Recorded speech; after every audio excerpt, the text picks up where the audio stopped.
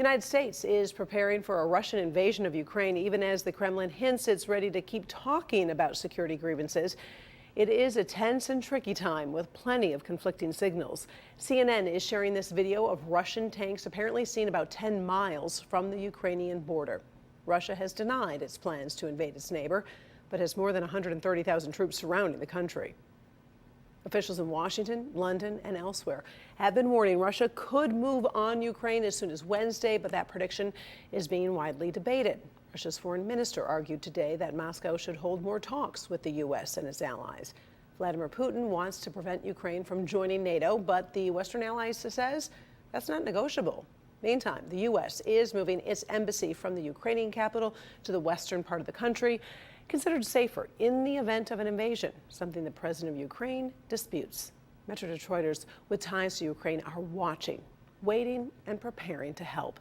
Our Paula Tutman standing by live this afternoon with that part of the story. Paula.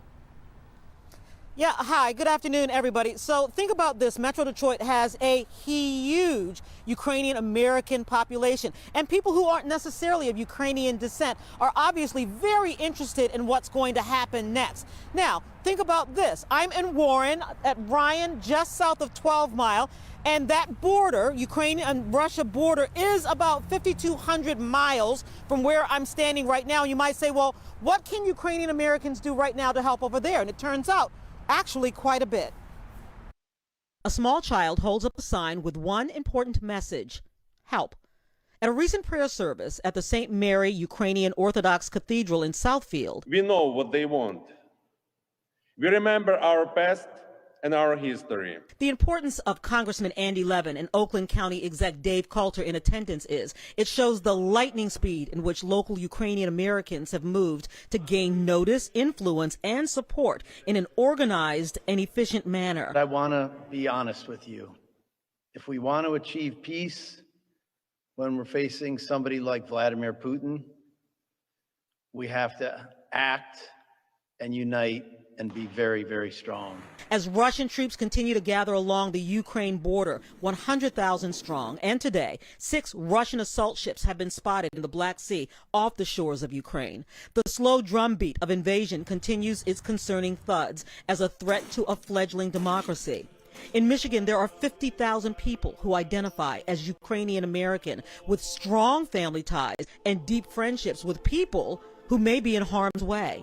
And so in the last 14 days, a yeoman's effort to build a different kind of army is being built with lightning speed with the Ukrainian American Crisis Response Committee of Michigan. Ukrainian American organizations in Metro Detroit had an emergency meeting to see if we could figure out a way for us to coordinate our response to the threat that Ukraine was facing.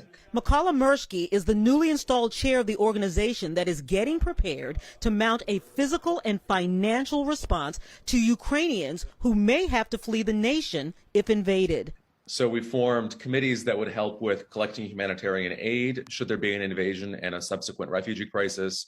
We formed committees to help engage our public officials to make sure that they knew that there were 50,000 Ukrainian Americans in Metro Detroit that cared about this issue. And we created this organization, this overall organization that would help ensure that we spoke with a united front, and we were able to help in a united way to alleviate the pain that Ukrainians would feel if Russia should invade. It means getting ducks in a row, preparing the infrastructure to collect money quickly, putting the logistics in place now to rapidly curate blankets and winter clothing, and to get those critical items beyond the Ukrainian border, working with other organizations across the nation and the world, like European allies, to make sure Ukrainians have an actual place of safety to go should they become fleeing refugees. And the time to get ready is now, before the infrastructure of humanitarianism is actually needed. We're expecting that there are going to be 1 to 5 million refugees that flee from eastern Ukraine to the west and into the European Union. That's a lot of people. And that means that they'll need clothes. It's winter, so they need blankets, they need food. And we, as Ukrainian Americans here in Metro Detroit, feel a duty to help them however we can. Yeah, and so the big difference here is being proactive instead of reactive. And what this crisis response team is doing is they're basically putting all of the things in place. So they're not really thinking in terms of if or when, but now and what if that makes sense, Karen. Sure does. An incredible number, 1 to 5 million possible refugees. Oh, yeah, incredible to think Heartbreaking. about. Yeah, it is. Paula, thank you very much. We appreciate it.